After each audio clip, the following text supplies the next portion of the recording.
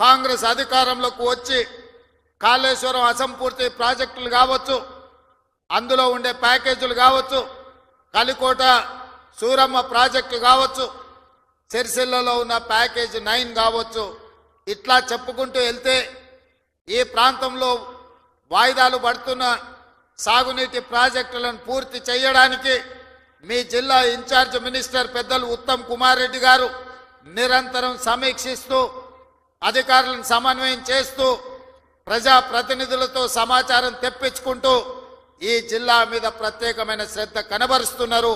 వారు సాగునీటి పారుదల శాఖ మంత్రి కాదు, వారు ఈరోజు కరీంనగర్ ఉమ్మడి జిల్లాకు వారు ఇన్ఛార్జ్ మంత్రివర్యులు.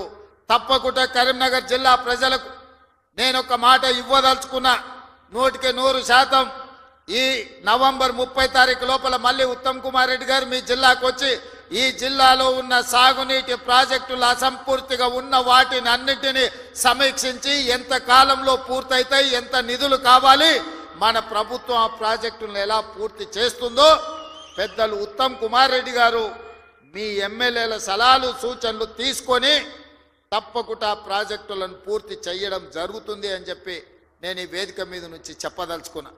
అదేవిధంగా మిత్రులారా, కరీంనగర్ జిల్లా గురించి నేను కొత్తగా చెప్పాల్సిన పని లేదు. ఆనాడు ఈ దేశానికి దశ దిశ నిర్దేశం సూచించిన పివి నరసింహారావు గారు మంతని శాసనసభ నియోజకవర్గం నుంచి గ్రామ స్థాయి నుంచి ఢిల్లీ వరకు నాయకత్వాన్ని అందించి పరిపాలన అంటే ఇట్లా ఉండాలి, తెలంగాణ బిడ్డ పరిపాలన చేస్తే ప్రపంచమే ఆశ్చర్యపోయే విధంగా అబ్బురపడే విధంగా దేశాన్ని అభివృద్ధి పదం వైపు నడిపిస్తాడని చెప్పిన పివి నరసింహారావు మీ బిడ్డ, కరీంనగర్ బిడ్డ అని చెప్పి ఈ సందర్భంగా మనం గుర్తు చేసుకోవాలి.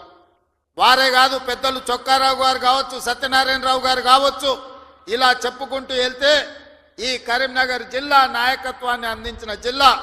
ఈ కరీంనగర్ జిల్లా రైతాంగానికి సమస్యలు వచ్చినా, నిరుద్యోగ యువతకు బాధ కలిగినా ఈ కరీంనగర్ జిల్లా నుంచే ఉద్యమాలు మొదలైనవి.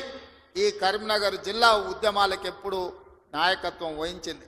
సిరిసిల్ల జగిత్యాల రైతాంగ పోరాటాలు ఈ రాష్ట్రం, ఈ ప్రజలు ఎప్పుడు మర్చిపోలే. రైతుల సమస్య వచ్చినప్పుడు ఈ ప్రాంతంలో రైతాంగ పోరాటాలను మనం కళ్ళతో చూసినాం.